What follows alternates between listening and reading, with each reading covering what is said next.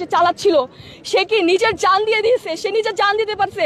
সে নিজে এইটা ওখানে ভিতরে যারা ছিল তার প্যারাশুট দিয়ে আগে আগে যে সাভারের ওখানে একটা লেক আছে সেখানে তার পড়ে গেছে, সে চাইলে পারতো না প্যারাশুট দিয়ে নিজে পড়ে যেতে? সে পারতো না নিজের জানটা বাঁচাইতে? সে তো বাঁচায় নাই, সে নিজে জিনিসটাকে কন্ট্রোল করার জন্য যাতে এই জায়গাটা না হয়, দ্যাটস ওয়াই সে এখান থেকে নিজের জানটা দেওয়ার জন্য সে নিজের জান কুরবান করে দিছে। কেন কুরবান করে দিছে? যদি বিমানটা এইভাবে আউট অফ কন্ট্রোল না হতো তাহলে কেন এই ধরনের দুর্ঘটনা হতো?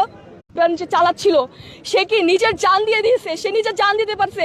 সে নিজে এইটা ওখানে ভিতরে যারা ছিল তার প্যারাশুট দিয়ে আগে আগে যে সাভারের ওখানে একটা লেক আছে সেখানে তার পড়ে গেছে, সে চাইলে পারতো না প্যারাশুট দিয়ে নিজে পড়ে যেতে?